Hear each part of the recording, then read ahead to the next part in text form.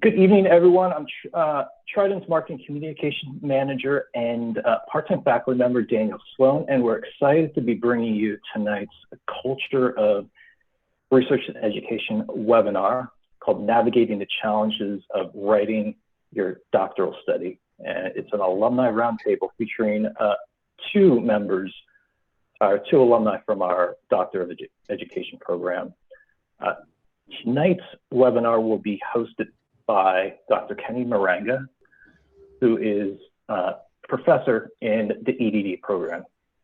He's an instructor, DSP committee member, and course developer. Previous roles held include associate professor, doctoral chairperson, program coordinator, and senior core research faculty. He has taught students online and in person, and he has held numerous roles outside of academia, including founding and running his own law practice, and as a policy analyst for the state of Kansas. Just a few notes before we begin the session. As I noted earlier, this session is going to be driven by you and the audience. If you have questions, ask them. Our alumni are here to help you out, as well as Dr. Maranga. So ask questions, ask them early, ask them often. You can do that two ways. Just type it in the question box and I'll read it out to our host or panelists, or you can raise your hand. And once you raise your hand, I can call on you and you can verbalize your question. And just a note about the video cameras, because I tend to have to mention this every webinar, is that you're welcome to keep the cameras on, but just remember that everyone can see you. And the webinar is being recorded. All attendees will receive a link to the recording next week. So let me hand things off to Dr. Maranga for some opening remarks, and then Dr. Burzynski and Dr. Tubbs, in that order, will introduce themselves. So Dr. Maranga, the floor is yours. Thank you so much, Dennis Sloan. I really want to start by thanking you in particular. You've been really resourceful in making sure that this webinar has been successful. So I really want to take a few seconds to thank you and acknowledge all that you do behind the scenes. My Dean of the College of Education, Dr. Heidi Lynn Smith, she's also been instrumental and has worked very hard alongside with me and Danny to really make this occasion successful. So I really want to thank her as well. I want to thank our panelists here, Dr. Burzynski and Dr. Tubbs, who are definitely going to share with you their experiences and any other tips and challenges they have had during their doctoral study. And I'm sure that is going to help you a lot. Feel free to ask them questions. I'm sure they have so much to share with all of you. So welcome, Dr. Burzynski. Thank you, Dr. Maranga. And I am happy and excited to be here to share my experience. I do have over 17 years in higher ed in various roles, all the way from teaching to healthcare management, and currently I work directly with students, trying to help them obtain their bachelor's degree.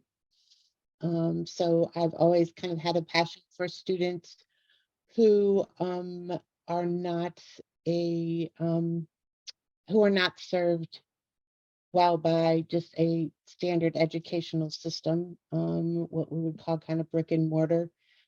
So that kind of led me to my dissertation, was to look at students in a community college setting and what barriers they face in order to get their degree there and to move on to something further. So I look forward to answering your questions. Dr. Tubbs. Awesome. Great evening, everyone. I'm Dr. Jacoby Tubbs, and I currently serve as the Executive Director of College Access for Southern University at Shreveport. And in this role, I'm responsible for providing students who come from underrepresented communities. So just as was indicated, those of us who may identify as academic need, or those of us who may identify as a disadvantaged background, providing those students with the college resources and the access that they need to complete high school and transition over to the post-secondary institution. Outside of my current role, I also have experience in post-secondary enrollment management. That's at the four-year private, the four-year public, as well as the for-profit institutions. And as my doctoral study states, an exploration of trio upward bound and its influence on African-American males. And this topic is very, very significant for me. Being able to provide African-American men with an opportunity to voice what their experience may have been with college access programs and just being ready to enter post-secondary settings. And I can't wait to answer any questions that you guys may have for me. Thank you so much for having me. Thanks. Great. Thank you. And Dr. Tubbs, I love the enthusiasm. I remember an email that you sent me where it was a great evening. I was just like, this is going to be a great webinar. Bringing in enthusiasm. Yeah. So well, let's start with you. Our first question came in, and it's a little outside of the scope of what we're talking tonight, but I think the scope is sometimes dictated by the audience as well. And we have someone asking about the prohibition on sources older than 5 years. And I don't know if you, Dr. Maranga, Dr. Burzynski, have experience in navigating that with respect to federal government document dates back to 2007. Certainly.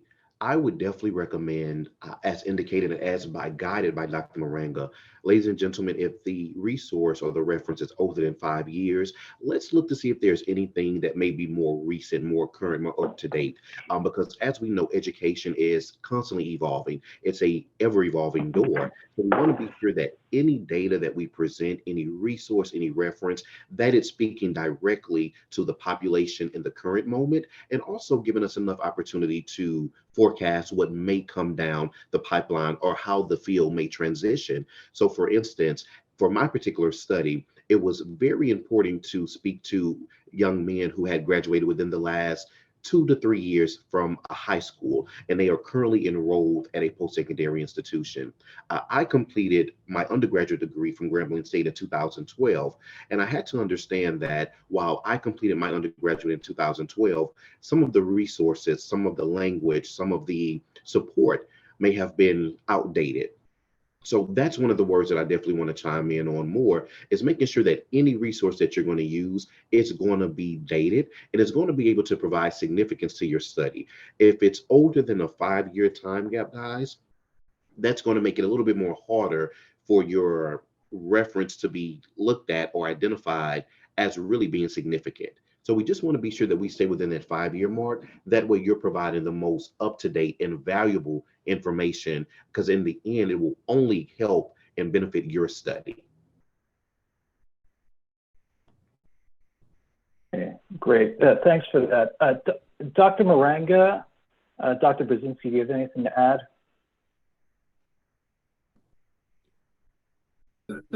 Very good response there, Dr. Tubbs. Really, you want your research study to be informed by what is currently available in the scholarly databases outside there. And for your study to be informed by current research, it really has to meet that 5-year guideline.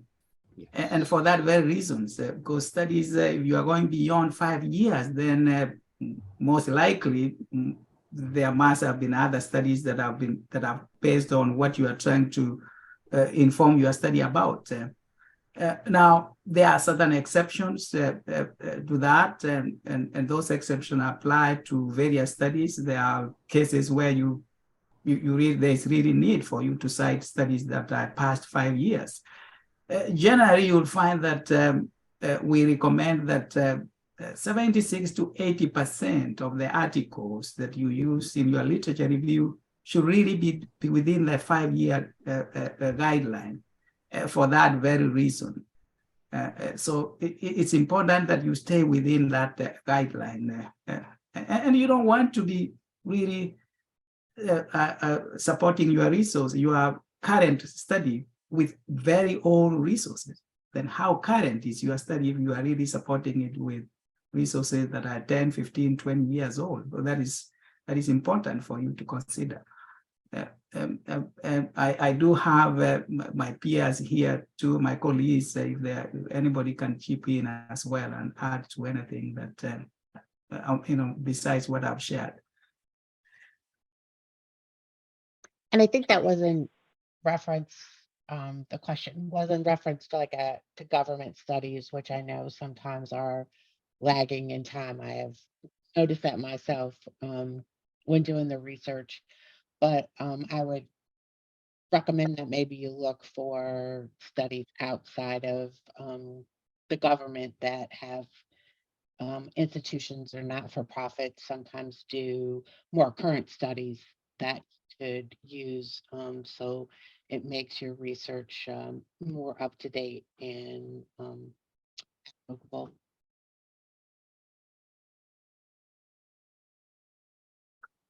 Okay, great. Thank you, Dr. Burzynski. Next, let's see. Next question. We'll stay with you, Dr. Burzynski. What tips can you share which helped you identify credible, relevant sources for your study? So of course, always using the databases in the library, making sure that my, coming from the peer-reviewed journals,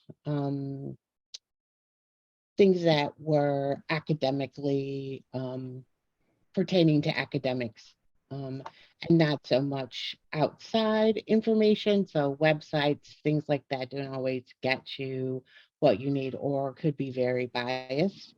So kind of staying with that very traditional setting as is, recommended, that it's peer reviewed and you look at, who wrote it and, how often they've been cited in other places, in other dissertations, or in other works. So that's something that I would always take a look at myself.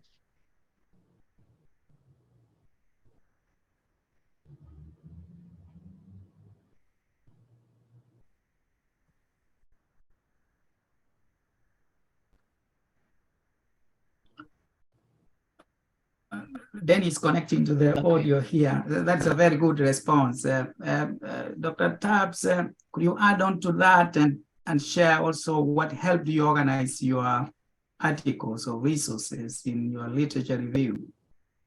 Certainly. Thank you, Dr. Maranga. For me, ladies and gentlemen, as stated, we needed the sources to be credible. I needed to be sure that these sources added value to the study, and I needed to hear the voices of African-American men who had participated in a college readiness program, specifically how they felt that the participation may have influenced their college readiness and enrollment. So for me, I needed to hear the voices and the stories and live the experiences of African-American men, of their standardized test preparation, of their core curriculum preparation, of their non-cognitive mastery, and how each of these gentlemen felt that trio upper bound participation improved those skill sets. So how the program helped students increase their grade point averages, how it helped them increase their course grade in biology or scientific mathematic courses, anything along those lines. And at the same time, I wanted to be sure that not only was it credible, but it had been cited before, that it was something that was trustworthy. I did not want to utilize any source that was easily found on the internet and simply stated judgment or an opinionated document, if you will. So again, I needed the sources to give a voice to the study, give a voice to African-American men, and to shed light on this most vulnerable student group. So I needed to be sure that, again, that the information, it was credible, it was within a 5-year time frame, and that it would add significance to the study. So for my literature review, it was actually organized, ladies and gentlemen, into 3 different components. So it was the pre-collegiate experience, It was the collegiate experience and how each of those, or both of those rather, contributed to the post-secondary completion as well. So I just wanted to be sure that, again, that timeline, if you will, of each of the avenues, each of the elements that Trio Upward Bound contributes to its participants, that was also how I framed and I constructed the literature review.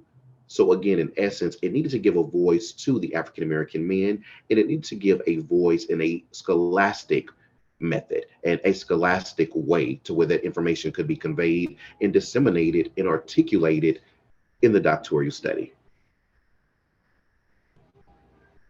And a follow-up question, Dr. Tubbs, do you feel like there was a dearth of research out there from African American voices? Very far and few in between. Very far and few in between. A lot of the information that I was able to initially research shed a light on Trio Upward Bound. It shed a light on Gear Up. It shed a light on African American men, specifically from Region 7 of Louisiana, which was my site.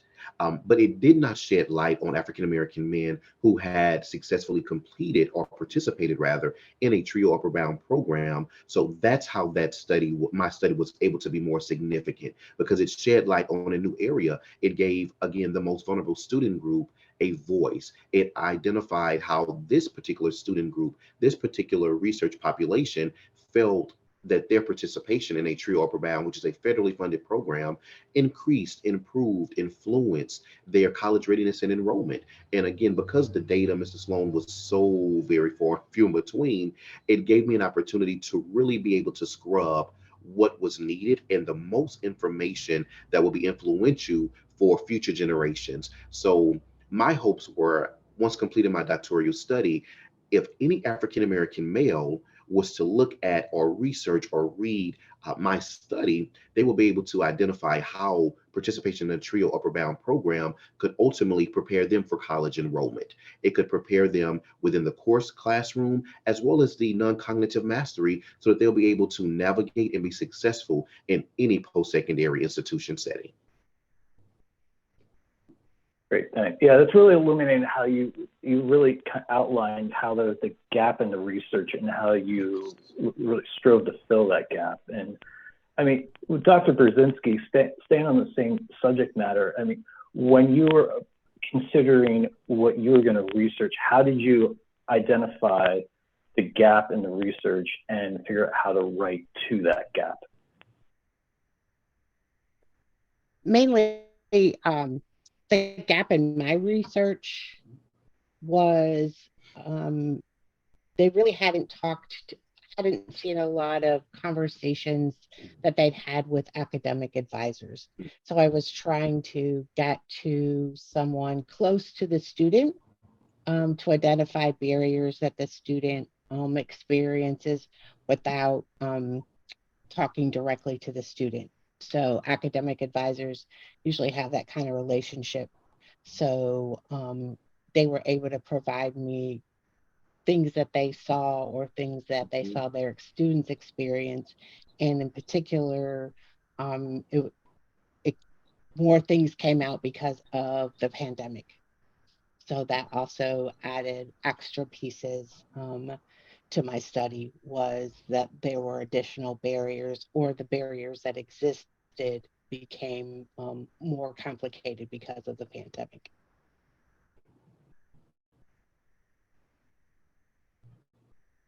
Great, thank you. And Dr. Maranga, anything to add to that? Yes, very good question there.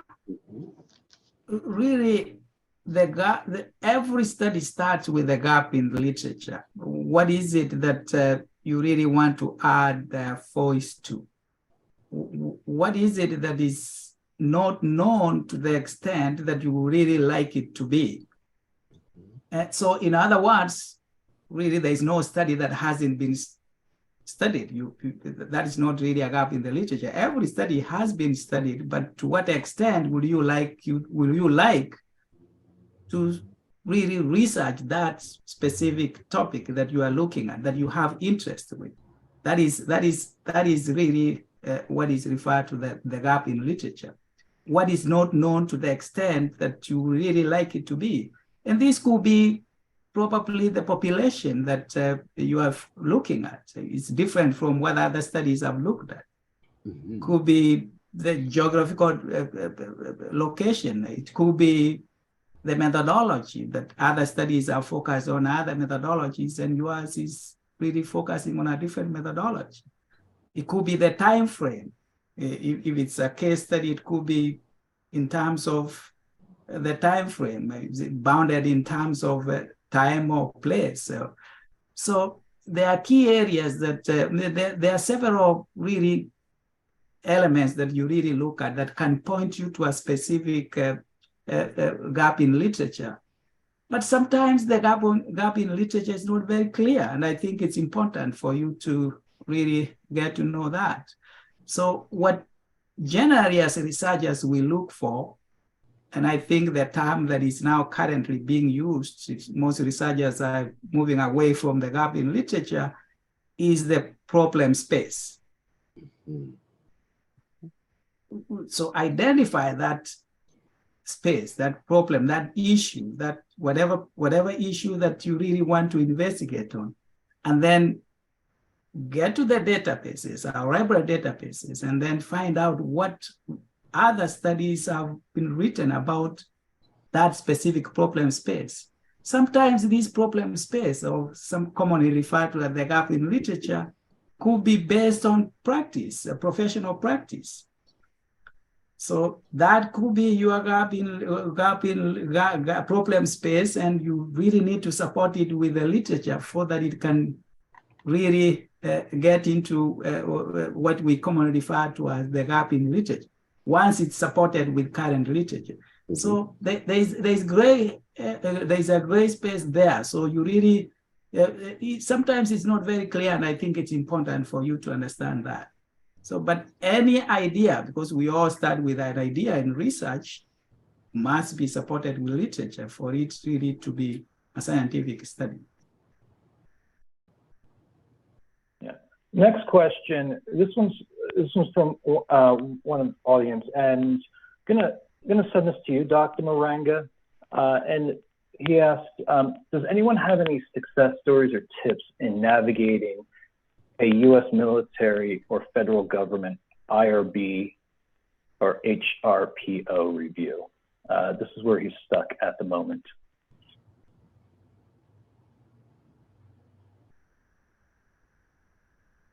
There may not be anybody in the room right now who can speak to that, but I can absolutely forward that. A couple students do come to mind.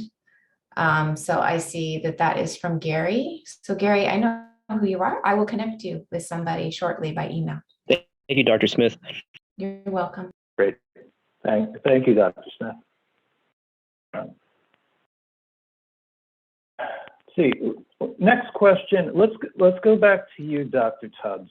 And next question we have is, obviously a lot of doctoral students come into the program as good writers, but they still don't quite make the grade. What are some ways in which your professors or dissertation chair challenge you to become a better writer? And as a second part, what advice would you offer to those, especially those who are just starting out in the program?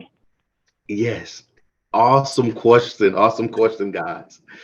For me, Dr. Maranga was very, very influential with my writing, from the sentence structure, the punctuation, the grammatical intent. Coming into the program, for me, ladies and gentlemen, this was actually my third attempt.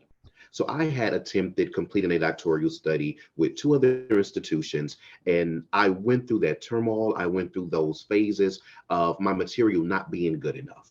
And of course, when we get faced with those type of challenges, it gets the best of us. But coming into the doctoral study program here with Trident, it gave me an opportunity to slow down, to relax, to follow the template, working very, very closely with Dr. Maranga and taking his direction, taking his leadership, and taking everything that he put forth for me as a model, as a template, as a pathway, and using that to build my doctoral study. So being sure that my sentences, they were not run-on sentences. They were very clear, they were very concise, and they spoke directly to what I was attempting to speak about. So again, if I'm looking to articulate or write about rather the experiences of African American men, I didn't need to go off on a tangent of how the African American men in Houston may have felt about a program that was being offered at Texas Southern University or X, Y, and Z.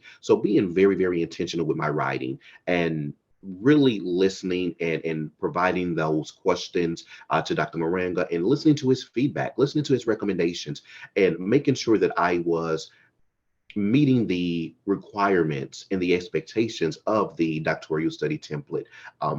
It can be as easy as we make it. We do not need to rush against time. We do not need to put too much on ourselves, because the way that the program is structured is going to give you the opportunity to grow. So you will not have to worry about falling behind or not meeting the expectation. Following the template and really identifying what your intent is, being able to speak directly to your intent. What is your problem statement? What are you looking to accomplish? What information, what message are you looking to disseminate to your audience? And using those different phases, if you will, as a stepping stone, as a mechanism to guide your writing. And again, making sure that it's very clear and concise, making sure that your audience will not have to second guess what it is you're attempting to say. They will know by reading your sentences what your intent is and where you're seeking to go with your doctoral study. Great response. Spoken like a true educator. Dr. Burzynski, same question to you. Okay, so like Dr. Tubbs mentioned, using the template was a very good tool for me. And that allowed me to understand truly what was being asked for in that section, so that I could answer the questions clearly and concisely. So since I knew what they were looking for, I didn't add anything extraneous to that. Also using my chairperson, Dr. De La Rosa, was excellent resource for me, and constantly sending her drafts and getting feedback, and also using external resources. Grammarly became my best friend, as a place to start with, making sure the grammar was correct and the punctuation was correct, and kind of rereading and reading the material out loud helped me also to hear it for yourself. And those are kind of all just general writing tips. But I think that, focusing on answering the question Yes. really kind of helps you make it clear and concise, and that you're not adding anything extra to it. It's kind of back to that saying, just the facts, ma'am, helps you move through the process. Very good. Yes, very close to Mr. Dennis' question here. Now, we have one of, I would say, wonderful advisors in the doctoral program. What can you comment about that? What was their role in your success generally? Dr. Tubbs and Dr. Burzynski, whichever order you can follow to answer that. Yes, sir. Certainly, Dr. Maranga. The success story is being able to master the doctoral study template. As indicated, ladies and gentlemen, following the template again is going to be utilized for you to succeed, for you to be able to answer the questions, to not go off too far off on a tangent, and make sure that you're answering the questions. And ladies and gentlemen, it is a complete lifesaver. And I truly believe that before, I did not have a template, I did not have a framework, I did not have a pathway, I did not have a Dr. Maranga who could guide me in the direction of earning the EDD. And because the institution has vested and invested so much into the awesome program, that it is meant for you to succeed, because it provides you with every resource that you will need in order to reach your ultimate goal and be called Dr. X, Y, and Z. So my success story definitely is being able to slow down and really understand what the material is asking for, and having that great relationship with my doctoral study chair, Dr. Maranga, and being able to ask those questions and Dr. Maranga provide that feedback. So a success story for me will definitely be the support that I receive from my advisor is online, Miss Christina. It was unmatched, ladies and gentlemen. It's completely unmatched. And these individuals, under the leadership of Dr. Smith, are here for us. And definitely following the template, using your resources and communication, being very transparent. If there's something that does not seem clear to you, being able to ask those questions, being able to identify what it is you need to reach that next milestone. I would agree. Resources kind of were my success story. And like Dr. Tubbs, I had previously tried at another institution to get my doctorate. And when I came over to Trident and was able to see everything and how it was laid out and the support that I received during the process was amazing for me. So, and I think that you have to like tap into those resources. Don't be afraid to ask questions. Don't ever get to the point where you're like banging your head against the wall because you don't know what to do or where to look next. There are plenty of resources out there. And if the one person can't answer the question, they'll get you to somebody who can. That's correct. Very well said. Yeah, great answers. And question from one of our faculty members. Thank you, Dr. Swigert. And we'll stay with Dr. Burzynski on this one. Do you think more should be done at the master's level to prepare students for doctoral work? I think that at the master's level, it's perhaps more on the research and for me, research evaluation as far as what makes good research and what would be used to kind of support your thinking. And I also maybe would hone in a little bit more on, being clear and concise when writing papers at the master's level. Not that they're not, but I think much more is required at the doctorate level. So being able to practice that more efficiently would help. Yes, indeed, I agree. I think the rigor that's associated with the doctoral level learning is unmatched. And for me, the Master for Public Administration, it prepared me in some aspects, and it definitely provided me that platform that I needed to enter this level of education. I would not take away from the rigor that the doctoral level requires. And although it's unmatched, I can very much say that I appreciate not being able to be completely exposed to what I was entering in the doctoral level learning. I think it just comes with a certain level of persistence and determination that's needed. And as we all know, not everyone can obtain this level of education. It comes with, again, that persistence, that determination. And if it was accessible to everyone, then it would show. It would definitely show in the data. It would show in the overall data of how many individuals have this level of education. So for me, I appreciated for it to be some separation and some distance from the graduate level to the doctoral level. And I think that's all tailored with the rigor and understanding that, hey, we're a part of an academy. And in order to reach this academy, you have to put in that work. And for me, I don't think the graduate level of education embodied all of what we we're going to be introduced to at this level. And I appreciate that very much so. It gave me more motivation and it challenged me more.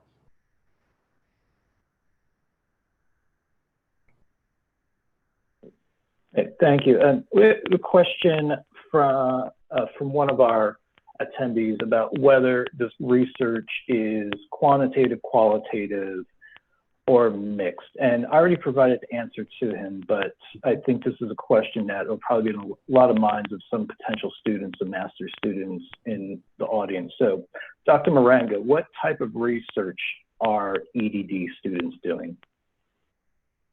Now, the EDD students do all, I mean, I've seen, although most of them do qualitative methodology studies, I've seen quite a number that are quantitative, and there are also others that are mixed methods. Really, here is something that I want to share with you about your research methodology. As researchers, we don't choose the methodologies that we prefer. What really will determine your research methodology is your central research question. What is the research question that you would like to seek answers of? So the verbiage of your research question is what will determine your research methodology. But in the EDD program, I've seen all methodologies, but about 90% or so or more are qualitative as opposed to quantitative and mixed methods. Okay, thank you. And since a couple people have already mentioned one of our doctoral advisors is in the audience, so yeah, Christina, would you mind sharing some of the resources, especially the writing resources that are available to doctoral students? Hi, everyone. Here's a face to the voice of some of the students on the phone. Let's see here. So mostly, I'm always referring students back to the doctoral resource page, really. And so it's called the LibGuide, or it's, has a couple, I guess, LibGuide or just career resource page. So that's what I'm referring students to all the time, and it's by college. And so for the most part, it just gives you almost all the resources you could need, to be honest. And if it's not something that's there, then I'm usually trying to figure out, depending on what class the student's in, which resources would be most tailored for them. Like there's different depending on like Grammarly Premium. We offer that starting in, I think, 700 once you hit the doctoral study. So there's different resources that come into play at different times. And yeah, Dr. Smith included the link there. So I am just constantly reminding students, because I think sometimes earlier in the program, you look at these things and then you kind of forget about them because you're just so focused on the classwork. And then it's like, I'm trying to remind students, like, it's in the handbook, and I'm trying to reinforce those where the resources are and where to find them, because sometimes it's just a matter of familiarity and just remembering to go back. So that's a big part of what I do, is just doing that specifically, just reminding them where the resources are. Thank you, Christina. Christina does it well. Next question here. Sorry, it's starting to get a little busy in my chat. So let me go to one of our pre-submitted questions, and then I'll get back to the chat. We'll start with Dr. Tubbs on this one. So a big challenge within the doctoral study process is synthesizing your resources. What is some advice you have for students when they're writing and properly synthesizing their resources? Wow. Identifying if it will truly add value to your doctoral study.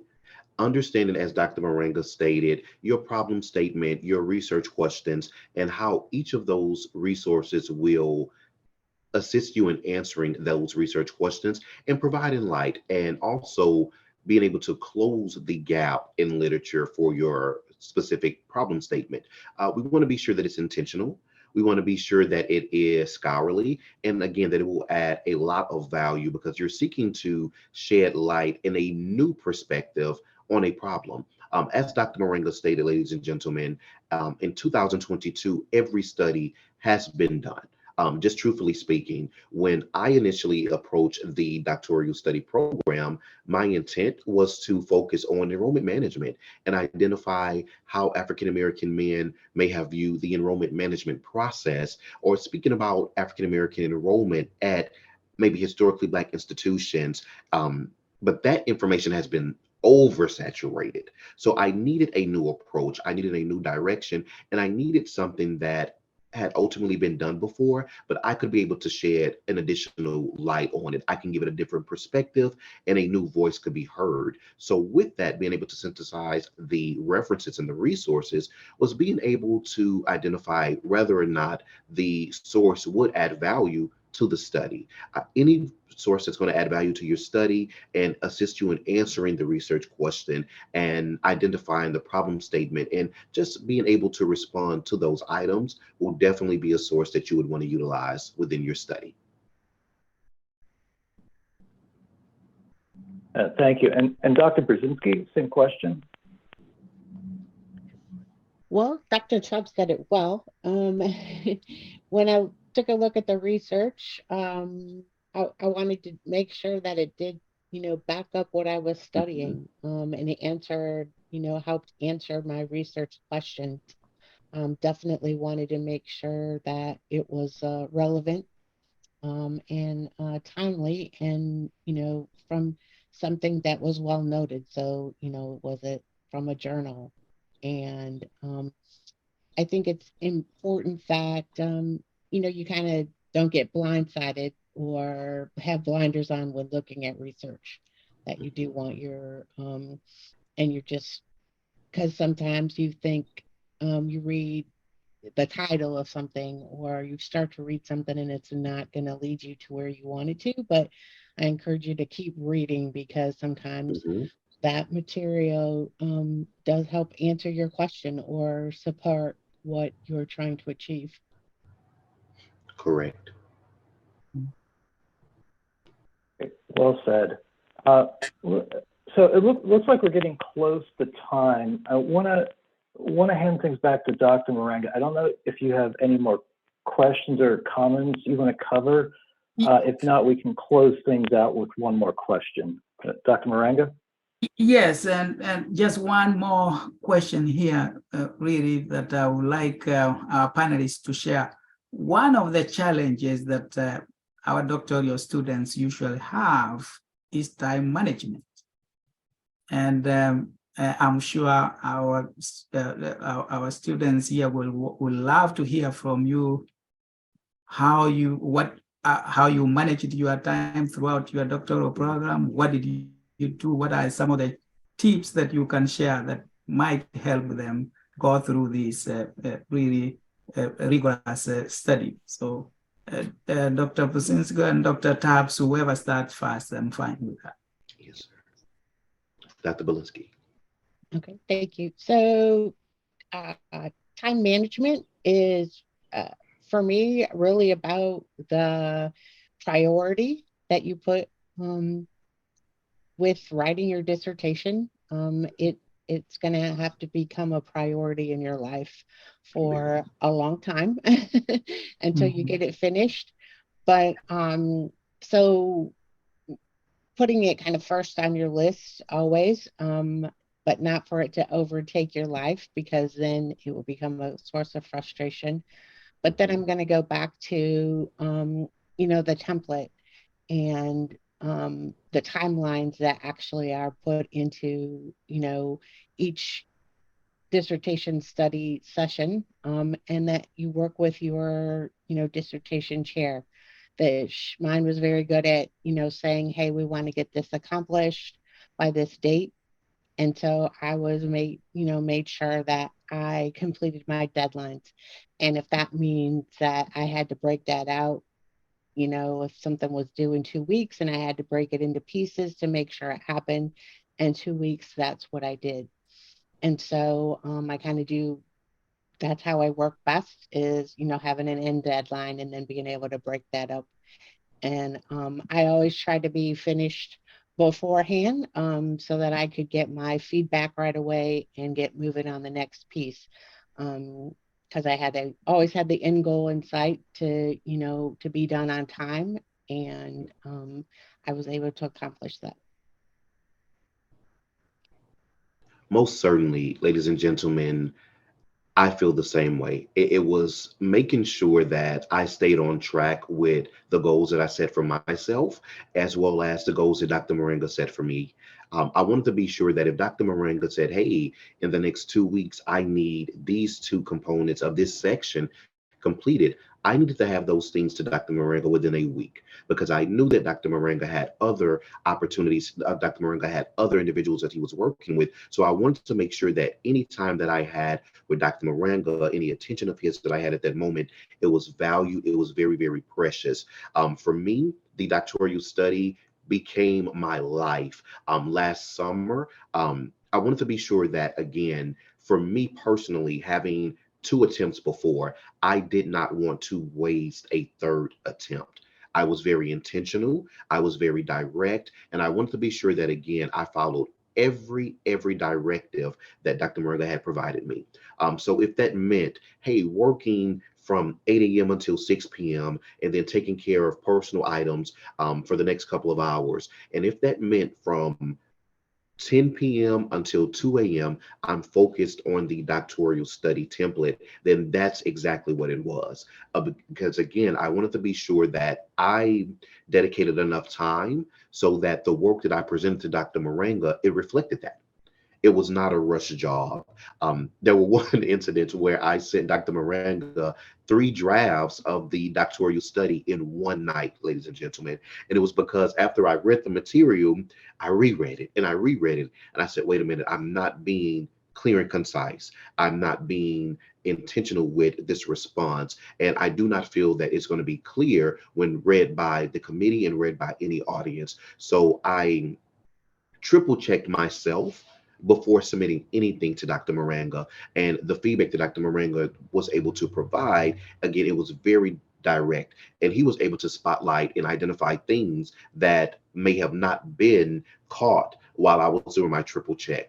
So for me, time management, it was very, very important. My time management, it was very intentional because, again, there was a goal that I was trying to reach. And being able to work directly with Dr. Maranga, and again, following the doctoral study template, ladies and gentlemen, I can't stress that enough because it provided me with that pathway. It gave me that framework that was needed in order to master each component, each section of the doctoral study template as governed by the institution.